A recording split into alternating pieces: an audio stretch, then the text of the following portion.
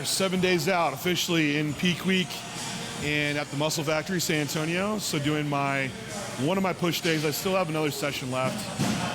This is a bit of a different peak week for me, not being 212 and feeling real depleted. So usually this workout, I'm already pulling back volume quite a bit because I'm just training within recovery capacity.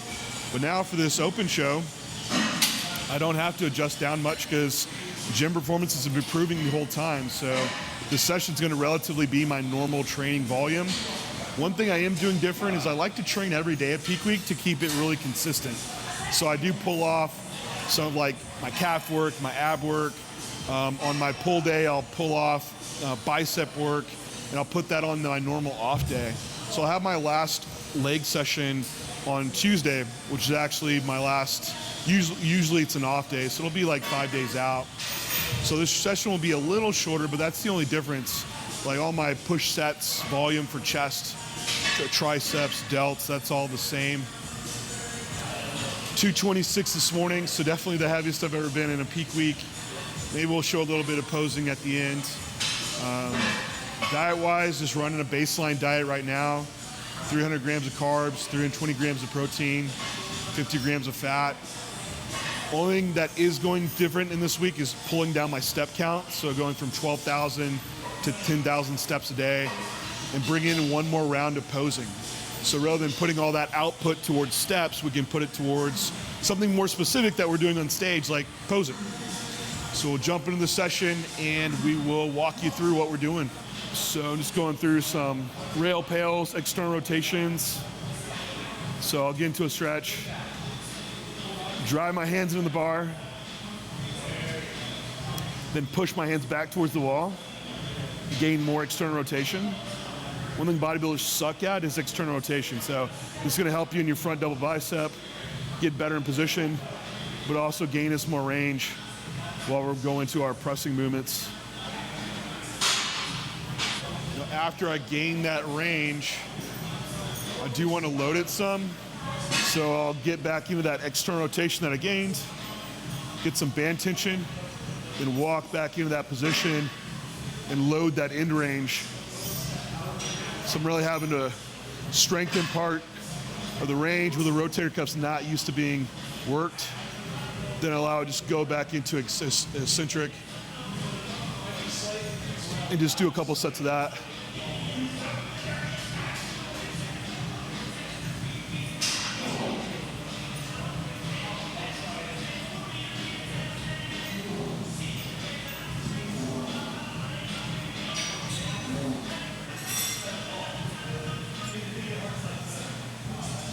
Hey, would you mind if I worked in with you? Go for it. Cool.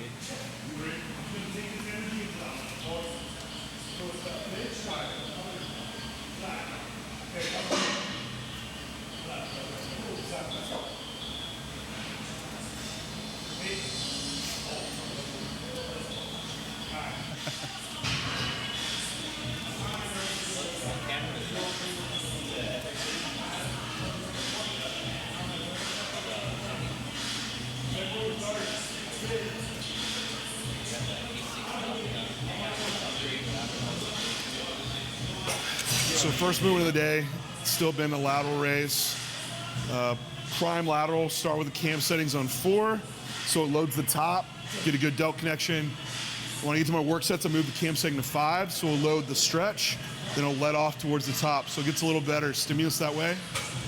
On this one, I'm going to be hitting 4 work sets. It's been the volume throughout all of prep for this last run from Atlanta. I did drop it down to 3 sets as I was getting into Atlanta, but pulled it back up and held it there. So still stay within today the 8 to 12 rep range. My other day I hit higher rep range. So I'll do 4 work sets here and get it. Well, there's 2 components, right, to this. So like chest is braced against it, but also I'm in like a core position where I could externally brace well anyway. Okay. So even if I didn't have the chest support, I'm in as braced a position I can get. Gotcha. And also like I do keep my head more like with that natural cervical curve rather than some people like go in a thoracic like flexion or to where you end up collapsing that brace that you would have. So, so yes, I am using the chest pad, but also in the brace that I would have if I didn't have it there anyway. Makes sense if you don't think about it. I have a gym pin to only put a 10 on with for one set. Big load jumps, it's like, we should find other ways to make progressions where you tear someone off the bone. The most important thing, just make the set hard. Usually on these peak weeks, it's like deload week and we're adjusting to like a RR 2 to 3, but man, with where recovery's at, I don't need to do it. The only thing that is fatigued on me are my legs from like step count and posing. But as far as like the training goes, I don't need to adjust like the RR down. Still train these sets like close proximity to failure. I will adjust it though down when I get to that Tuesday leg day. From that day, like 5 days onward, I will back down on like the proximity to failure. Just the risk just isn't worth it when you're that close to a show. And you do want to overall drop the systemic fatigue there.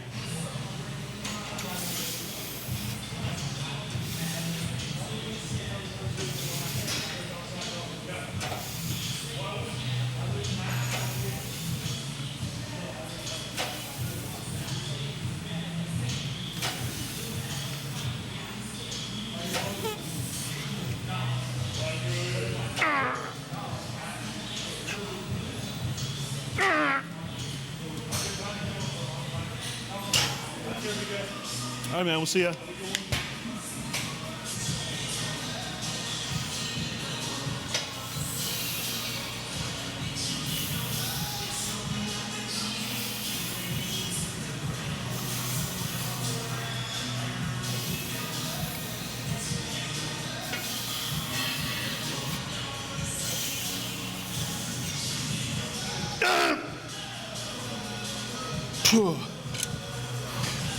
Wrapped up laterals. For me, laterals are always first.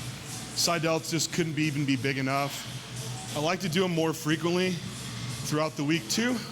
How many different ways can you do a side lateral and load it? Not that many. So to have like 3 different lateral raises in one day, it's a lot of volume in one day. Or really just smoke them in one exercise, then put more volume more frequently throughout the week so that total weekly volume adds up the same but better quality. Next exercise.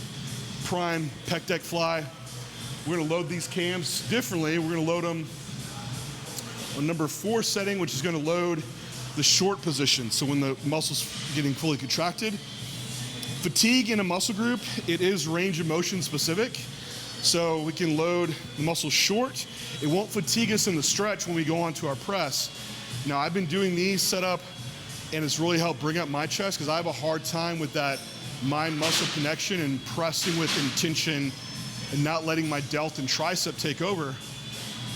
Now ideally, press could be better first, more output for the pec, loading and lengthen, but if you don't connect well with your pec, you're not pressing with it, then it doesn't matter.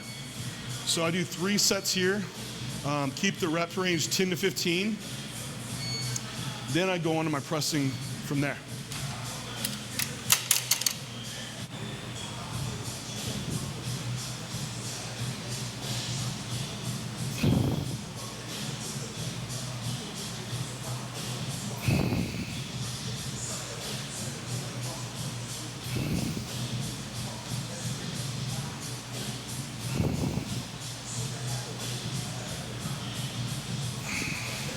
The open has always been on my mind since I turned pro. And we used to, you want to just be a freak. When I first started training, that was the goal, right? So I always thought I would be over that 212 mark at the time. It was even 202. So I prepped to start as an open after I turned pro. I got really sick. I lost a bunch of weight when I traveled to Dominican Republic. Ended up being back at 240. So like, oh, well, I'll prep for a 212 show. And that just never stopped. But open's always been on my mind. And this year I was like, well, you know what? I don't want to ever have the regret of not seeing that look on stage. So I had the plan of doing a 212 and an open show. So that was already decided. But what really validated is like once I started feeding into a show prepping like I don't have a weight class, and now seeing my physique at like 225, like it surprised me. And I've already made some great accomplishments, and I think when you first start out in bodybuilding, it's about status, and you're kind of influenced by what others think, unfortunately. And eventually you make accomplishments and you don't care what anyone thinks. So I could never do an Olympia again. I could be completely fine with that. But what I'm not okay doing is seeing my look not improve or get worse. And now that I've seen this already, what I think is the best version, there's no going back in my mind. And whether that means I never win another show or never get foot on the Olympia stage again, it's about self-development and improvement, and that's the most satisfying thing I've ever had, because I've walked on the Olympia stage and not been at my best, and that was horrible. Terrible feeling. I'd rather have not done the show. So as long as I'm seeing improvement, that is the most gratifying thing, and why it's the easy choice to do open from here out. So goal for the show, I'm prepped to win, man. That's the only way I do things now. When I first started out, I was just be like, well, I hope I just fit in, and I hope I'm not last call out. And it's such a protection from fear. Some people say stuff like that for fear of success as well, but it's also downplaying yourself. So if you don't accomplish something, you're not let down. But that's not how I want to reframe. I want to reframe my thought process, and I'm going to go out there and win it, and I'm going to do the Open Olympia. And if I don't, then we'll just see what happens from there. But that's the mindset going in. Go prep to win it.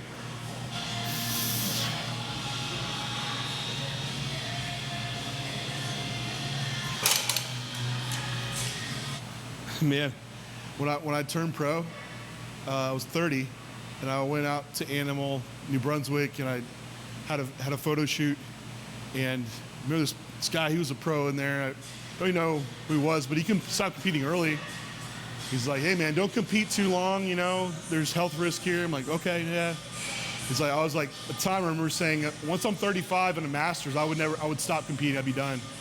Well, here am I in 37 and still at it. So, and you see guys in their 40s now that are still after it, but just goes to show, like, take care of yourself, like training wise, reducing risk as much as you can. You can continue this, but also know when to get out too. So as long as I'm seeing that improvement, like I said, I would keep doing this and see how far I could take this new era of doing the Open for myself.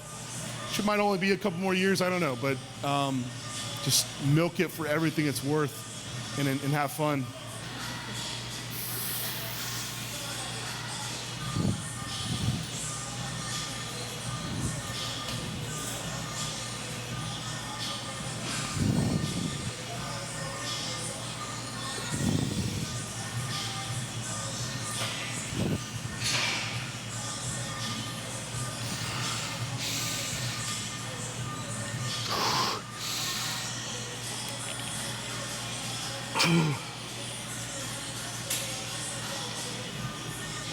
So we have to think of muscles like not just 2D, right? Here's your pec, 2D.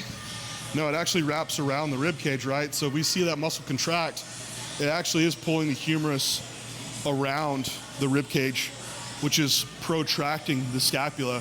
So to fully get the actual natural contraction of that pec, we do want it to go through retraction and protraction while we're doing our flies. Not excessively, nothing to be over thought out. But also even fully lengthening it, if you had everything fully retracted back, you'd have a limited range of motion. I can move my arms and not really move my pec a lot. And that's what you'll find, guys that don't feel their pecs much. They might have like over retraction versus allowing that pec to move that humerus around. You can see the pec now moving. That's why my chest sucked when I powerlifted. I'd have like everything squeezed back, a big arch. Now I'd bench like this, all tricep. I have big triceps and didn't have a big chest.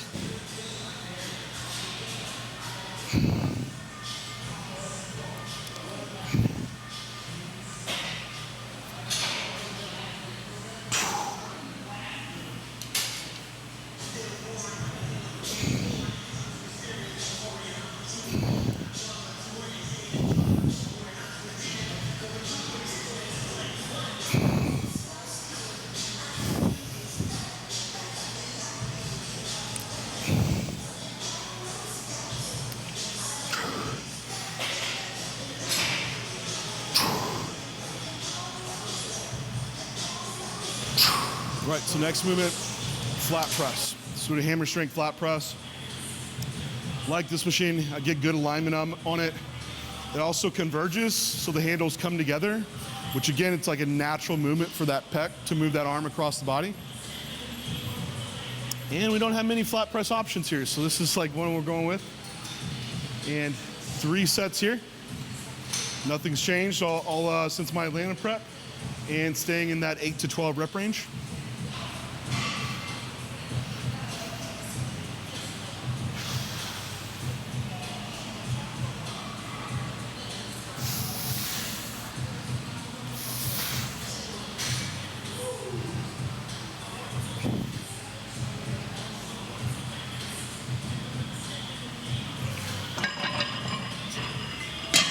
Fatigue on this peak week is relatively pretty low. I mean, I feel, probably tell you just watching the video, pretty sharp and energetic. So compared to last peak weeks, especially for 212, being that sucked down and like glycogen depleted, energy is so much lower, training's performance is only going down at that point, which is really sad because I love training.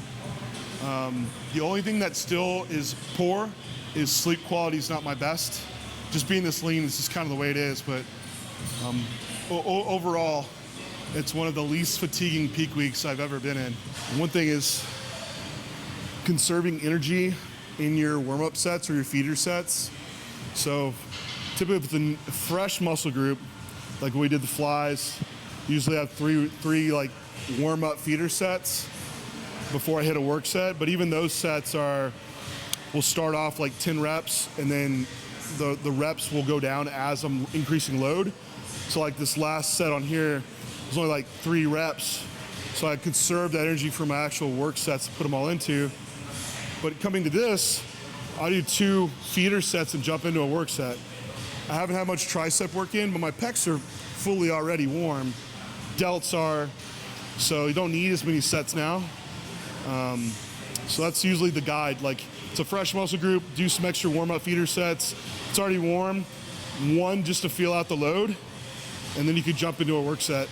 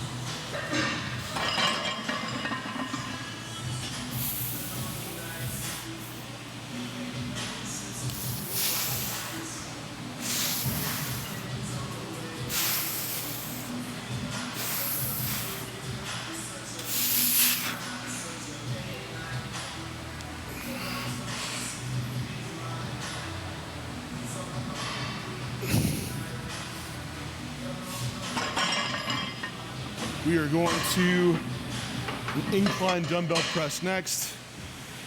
So normally you do a dumbbell press maybe first when you're fresh, you have your best bracing.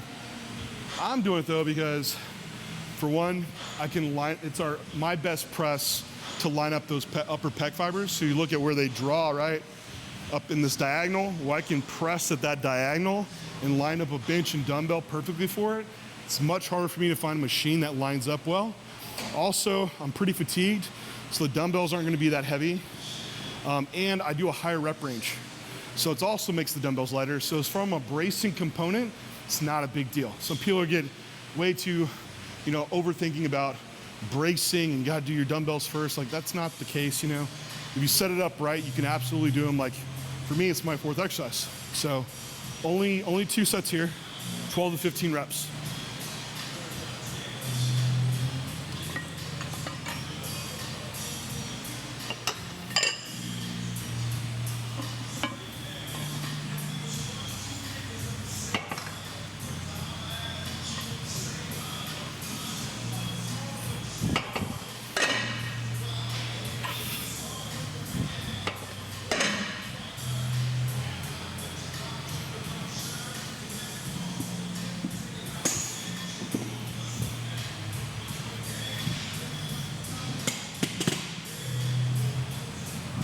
straps. Hi. Normally I wouldn't use them for like the lighter dumbbells. The hardest part of the dumbbell is carrying it over to your lap, but I do have some tennis elbow going on, and man, just like grabbing the dumbbell and swinging up really irritates it. So if I can get a little aid, that'll just help that piece. But as far as holding a dumbbell and all, that's not a big deal. And I'm only doing the hundreds, so it's not like I'm pressing 150s or something and need a wrist strap. And I look cool, right?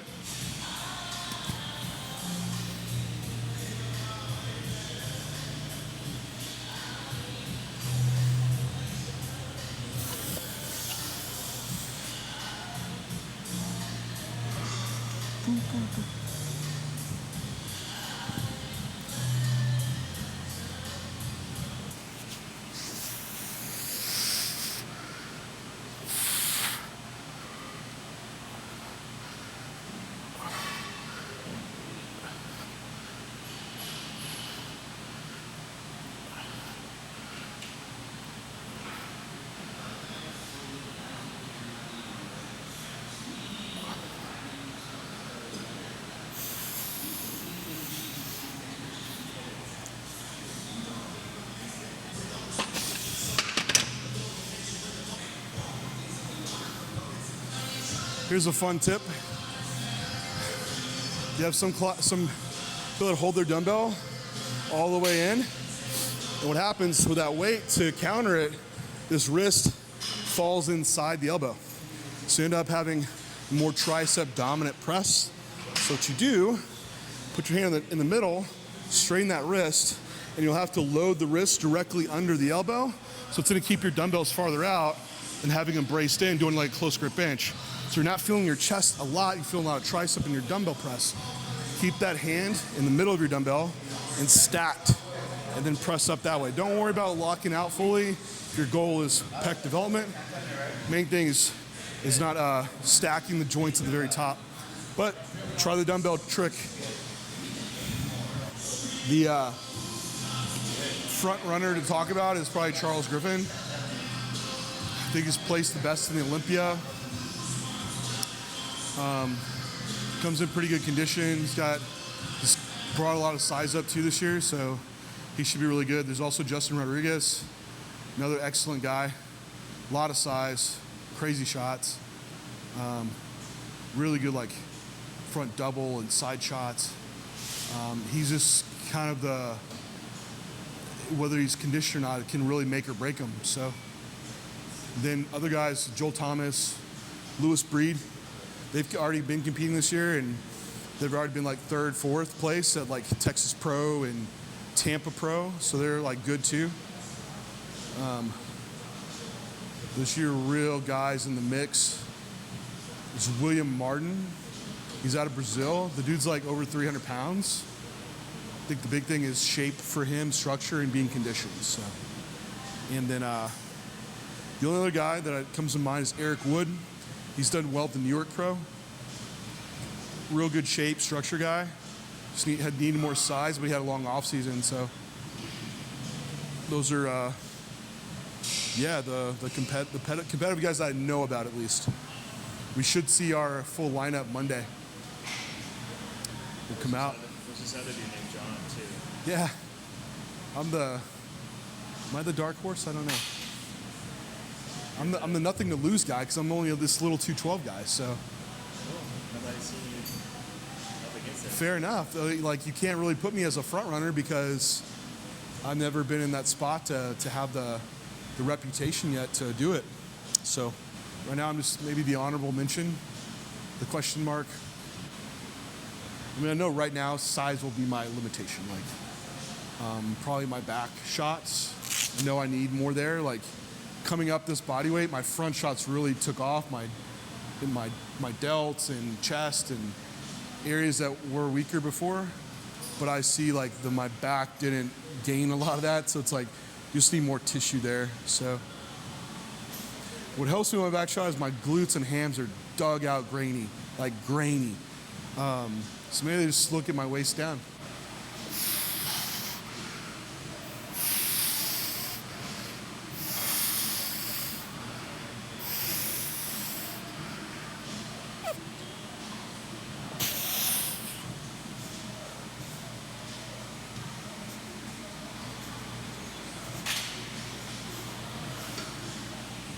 So that's the chest work for the day. I'm gonna move on to triceps.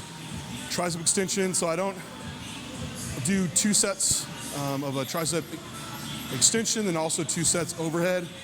Triceps for me are one that can grow pretty easily and get it pumped quick. So it's one that doesn't take a lot of sets. That's why I have more allocated to chest and not to triceps. Let's go do it. What's up, dude? Thanks, man. So I'm doing a single arm so I can easily get my arm in the right position. With a bilateral, it can be tough. You really want, like, some people can't get that good external rotation, just keeping the right path, so end up loading the elbow really funny. Also using a wrist cuff so I can take the tension off this tennis elbow. It's, man, once you get like golfer's elbow or tennis elbow, it's like an overuse thing. And for bodybuilding, the only thing to fix it is like stop using it. And on prep, that's really, really hard, but it's been working, so.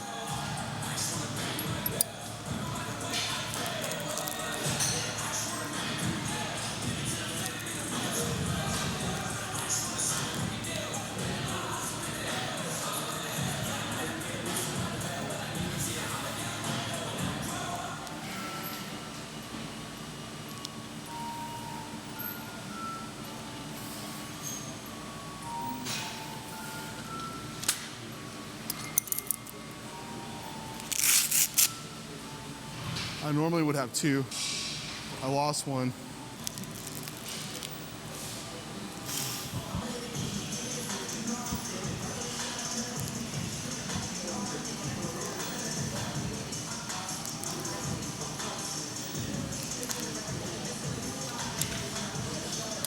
So diet-wise, just pretty much running my base diet every single day, which that 300 gram of carb is spread out over 5 meals, so I still fast a while in the morning, but once I do start to carb up, I'll put 6 meals in. But that 300 gram of carb, it will start bringing my body weight down, so it's still a slight deficit, which I want to roll in with that because it's been the consistent before I've done my like practice kind of refeed days. So the refeed days that I've done, this past one was 2 days of just 100 gram carb increase. And by that third day when I woke up, like I'm already up like 2.5 pounds. It's a very full look. So I already have kind of an initial plan going into this week. Food source wise, I still have quite a bit of veggies and like oats and fibrous things. So one thing that will pull like 3 days out will be moving to more rice based. The oats are gone. And then 2 days out, like no veggies, keep the waist, eat small as possible. What's nice is on show day, you try to wake up super full to where you don't have to eat much at all. And that's like, for me, play to your strengths, you know, like what do you see a lot of problems with open guys? They can't control their waist. So have the tiniest waist you control really well. I will say, like, man, being up like, 13 pounds from 212, the waist control is much more challenging. So I know like it's a priority for this week is drop off leg fatigue and drop off the GI weight so I can really control my waist on stage.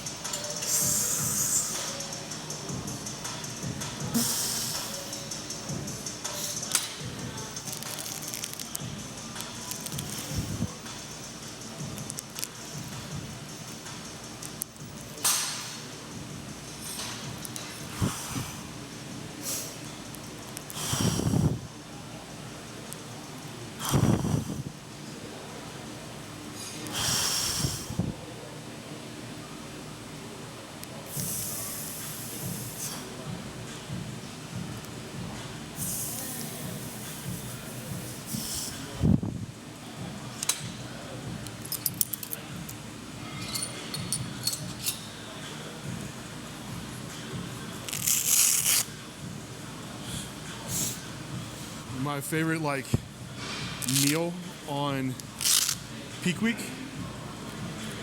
and not just favorite eating wise, like pleasure wise, but to keep the volume really low, is rice pudding. So just a little bit of whey, white rice, and almond butter. To get even smaller, like move some of that to dried fruit. So dates are awesome to mix in your rice. If you need it even more condensed, have like some of your rice go to like Rice Krispie treat. Or you could sprinkle that Rice Krispie treat on top. Tastes great, but also the volume's just very, very small. Well, I saw someone carving up recently, and they were eating like beef and potato and rice. Fuck ton of it.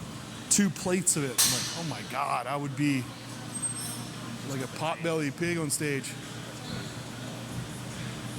Which I'm about like sticking to similar foods, but at the same time, like it's okay to use some condensed sources that you haven't been using and more, refined sugars for the purpose of what we want for the stage.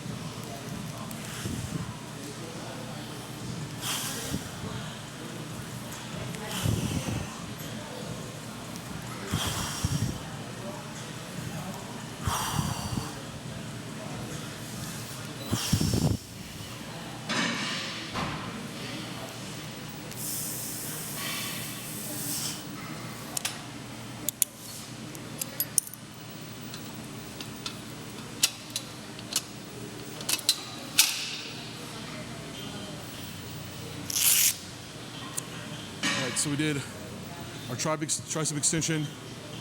We now go overhead, do an overhead extension. Any tricep movement of building the elbow, it's like the quad. You're gonna train all 3 heads. Just like with your quad, you train all heads, but you can bias different heads of the tricep. So we do get overhead, it does stretch that long head a little bit more. So we talked about the dangly part of your tricep. So that's why we would have 2 different positions. And I like to load the more of the shortened first, so it's a little bit more elbow friendly once you move up top, a little less load required, and the elbow's a little bit more warm to do it too. So 2 sets overhead, stay in the 8 to 12 rep range still. You can stay in the lower rep range since I've done the push down first, but flipping around, I'd probably have to start with something higher rep if I only went overhead. And I won't be directly overhead, so you go as far overhead as you can within your limitation of externally rotating that elbow, right? So like, to me, this is like a comfortable spot, which I can't have a cable going through my head. So I'll just go across the chest and do them that way.